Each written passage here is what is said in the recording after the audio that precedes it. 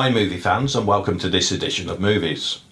Or shall I say, hi TV fans, because this week I'm going to review House of the Dragon, which is a spin-off of Game of Thrones, because we all love Game of Thrones.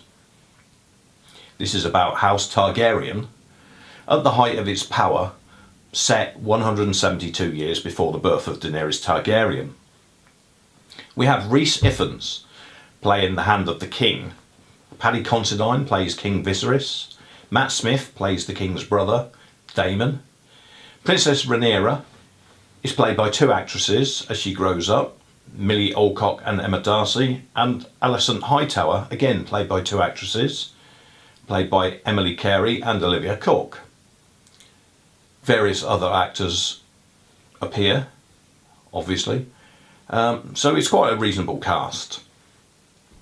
There is obviously a decent budget, so as expected the sets look good, the cinematography looks fine, although sometimes you see characters and you just think, why has she got a mop on her head?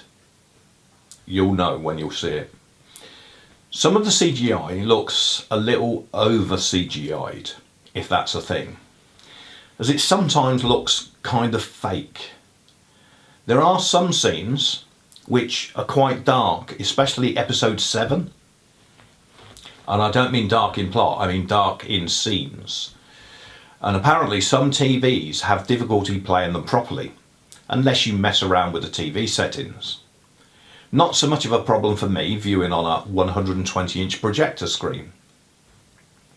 Now there are some sexual scenes, and some violence, some gore and blood, but all as to be expected from this franchise.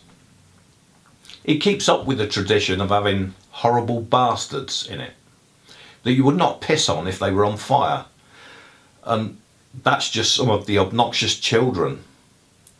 It tries to have the scheming and deceit that Game of Thrones had, but it lacks the charisma that the original had. I had a problem with the time zones it was set in. You watch an episode, then you put on the next one, all of a sudden it's jumped 10 years. Then you watch one or two more, and yes, you've guessed it, it's jumped again, 6 years this time. There seems to be a rush to get so many years into this series, and I don't know why, unless they want to move on to the next era quickly. Remember, there are 172 years to cover until Daenerys is born. Also, when this happens, some of the actors change. Obviously the children, 16 years later, aren't children anymore, so you have to change the actor. And that's fine, but some of the remaining characters have a problem with ageing, as they look the same as before. Rhys Ifans is a great example of this. From episode 1 to episode 10, spanning 16 plus years, he looks the same, except maybe it looks like he had a heavy night before and has a hangover. That's about it for his ageing. As for Matt Smith, he never seems to age in this at all. But Paddy Considine seems to have turned into an old man. So he's aged, the rest haven't. It's kind of bizarre. Overall, this is very enjoyable if you're a Game of Thrones fan.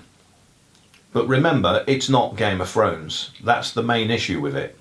It tries to live up to it, but quite simply isn't as good. The characters are not as good and have little charisma.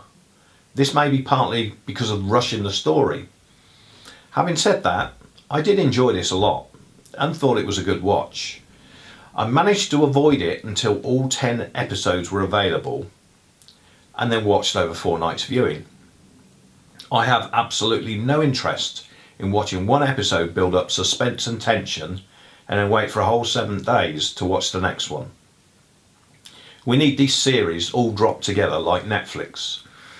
Now I understand why all of a sudden streaming companies have stopped doing this. If you only get one a week, you have to say subscribe to them if you want to watch the whole series. It's purely a financial thing, and it ignores the art of the writer and the director. Now just remember, one thing. If you start watching this, although you've probably seen it, it's not Game of Thrones. And don't think it will be. If you do, you will be very disappointed. It ends leaving us wanting more, luckily. I would rate this as a 7 out of 10, which is quite reasonable. So it's a must do better, and there's room for improvement.